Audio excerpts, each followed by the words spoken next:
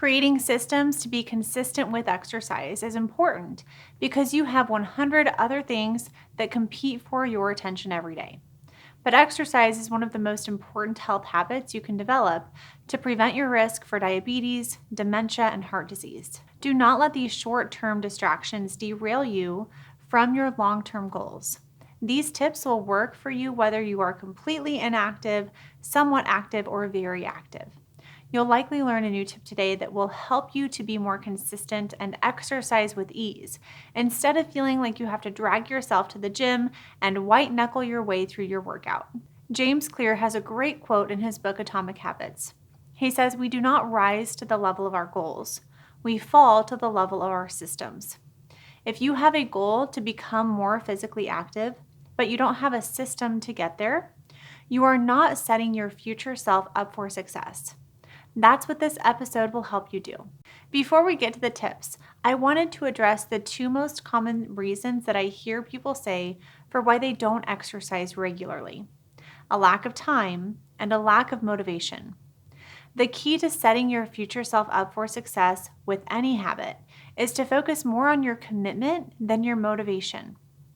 Motivation and commitment are wildly different. Commitment is the tortoise, and motivation is the hare. Commitment is a slow and steady burn and will produce slow and steady progress. Motivation comes and goes. Motivation will not always be there, but you can always be committed to your goals. You can prove your commitment by creating and following systems that will get you moving even when you don't feel like it. Time is also irrelevant. We all have the same 24 hours a day. Time is not the issue. Time management is the issue. You can learn to create stronger boundaries and better time management. This is just another skill to master on your journey to better health. So time and motivation are irrelevant factors when it comes to these 4 systems you're about to learn to be more consistent with your exercise. Some of these are so simple you'll be tempted to dismiss them as not important. That's the beauty of it. The simpler your system, the more likely you are to follow through. Be sure to watch or listen until the end because I'm sharing a special bonus tip that has helped me consistently exercise at least 4 to 5 days a week for over 10 years. The first tip is to be committed to a simple daily mindset routine. Try telling yourself the following affirmations each morning to get started. I prioritize my emotional and physical health every day. I choose to think and do things that make me feel good. When you do this first thing in the morning, your brain will look for ways to make it happen. When you're tempted to skip your workout, you'll be reminded of what you told yourself that morning about prioritizing your physical health and be more likely to follow through. The second tip is to put your exercise on your work calendar if you still work, or on your primary calendar if you don't work. As Michael Hyatt says, what gets scheduled gets done. This is such a simple tip that it's often overlooked, but treat your time exercising, whether that's at home or the gym, as you would for a new doctor's appointment. If you have a doctor's appointment, it's going on your schedule so that you don't forget. We are naturally forgetful. So when you're trying to form a new habit, give it space in your schedule. The time of day you exercise will be personal to your needs and what works best for you in your season of life.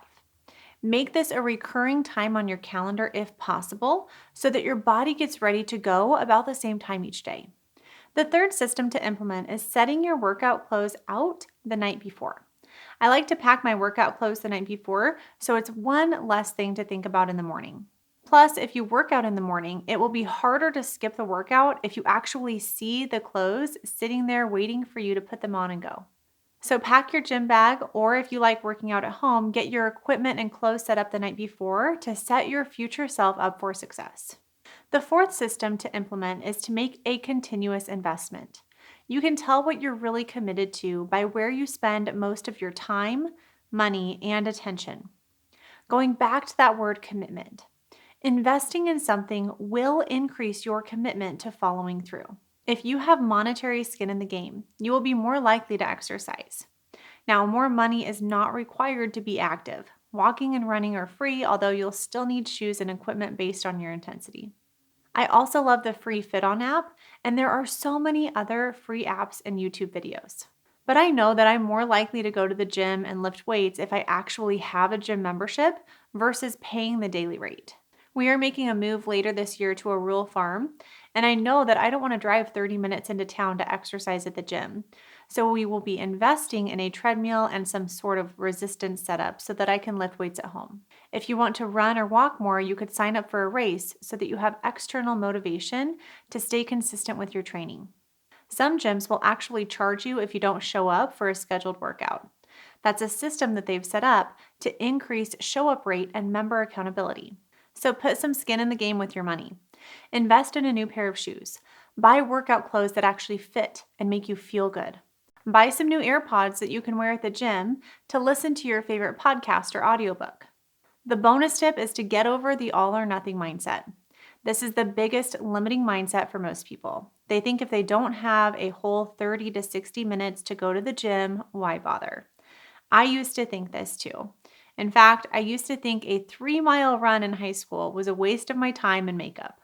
Now I know better. If you can commit to just 10 minutes a day of movement, you will be so much more consistent than if you're holding yourself to a higher standard like 60 minutes a day. That is an all or nothing mindset trap. I got back into shape after both of my kids with 10 minutes of strength training a day after the kids were in bed, in my basement, in my pajamas. Doing this daily and weekly work to stay in shape is so much easier when you're flexible with your expectations. Have a loose plan for the day, and if something comes up, have a plan B. And if plan B needs to get shortened, that's fine. But don't skip. Don't flake on yourself. In Atomic Habits, James Clear says every action you take is a vote for or against the person you wish to become. Every time you skip a workout, you're making it easier to skip in the future. Every time you do what you said you were going to do, it's easier to follow through the next time. He also says never miss twice. If you miss a workout one day, don't beat yourself up and get caught up in negative, critical self-talk. Just start the very next day with at least 10 minutes of movement, even if it's just stretching while you watch TV. So just to recap the tips from today, they were to be committed to a morning mindset routine or a daily mindset routine and say the 2 affirmations mentioned. Decide when you're going to exercise and put it on your work schedule. Pack your clothes and or set out your equipment, water bottle, etc. the night before, and put some financial skin in the game on a regular basis. The bonus tip was to get over the all or nothing mindset and lower your daily standard to just 10 minutes of movement a day. Everyone has the time and energy for 10 minutes a day, even if it's just walking around your house, stretching, or clapping your hands. You can do that. You can't talk yourself out of that. Having that lower bar makes it easier to start, and we all know the first step is the hardest. So if you're watching on YouTube, let me know in the comments, what was your favorite tip from this episode?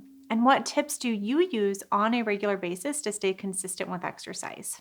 Thanks again for tuning in, and be sure to subscribe on YouTube and follow the Reshape Your Health podcast so you don't miss out on awesome health tips to lower insulin, lose weight, and improve your health.